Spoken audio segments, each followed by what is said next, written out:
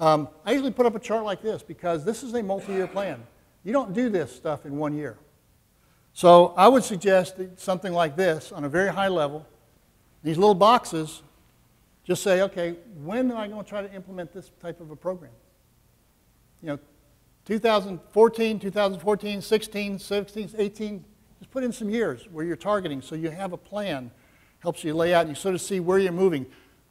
That you say, well, gee, I really need more on the health literacy, information, decision support. So I'm going to try to build this stuff in sooner rather than later. I'm going to put my emphasis over here. You can't do it all at once. So lay out a plan, keep these concepts, balance them in your own mind, find the vendors that are actually doing a good job. And I'll tell you this, there's two basic approaches that I see about implementation. If you talk to major insurance companies, they will talk about integration. They want to do everything. They want to do it all. They want to do your wellness, your information, your condition management. They want to do it all because they want to be at the top of the pyramid controlling everything. And you got to decide whether you want best of practice.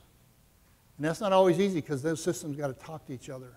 You got to figure out what it really is best of practice and move it away from a single carrier. I think I did a focus group with about 20 of the Fortune 100 companies. And they wanted to have an independent third party actually be that controlling entity. They wanted the carriers to do the networks, which is what they do a good job of, negotiating rates, getting in doctors' faces. But they do that. They have that. But they didn't think that they necessarily needed them for the best wellness program, et cetera, et cetera. So sometimes they really wanted to have somebody separately look at those programs and analyze them and say, your wellness program is great, but it's not working. You need to do something extra. You need to provide more rewards and incentives. You need to do this, that. Your condition management isn't working, so you need to do this or that. Your account rewards and incentives isn't working enough, so you need to change. Somebody needs to manage that and analyze it, turn that data into information and into action. And the insurance companies aren't really trusted by the biggest companies I've talked to. They would like to have somebody else, but the insurance companies have the capability and want to be that king of the hill. I think there's a whole opportunity for a new king of the hill, somebody who really wants to do just that, to create a market for themselves to be that controlling entity.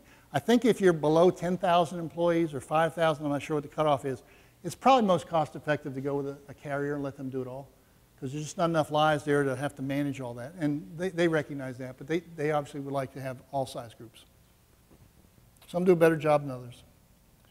If I was to put a peg in this chart and where do I want to sort of target, I would target right here and try to build my programs as fast as possible to at least get to the third generation and recognize that some sort of integrated health management, population management, integrated back to work is what I need to be sure I'm getting to rapidly.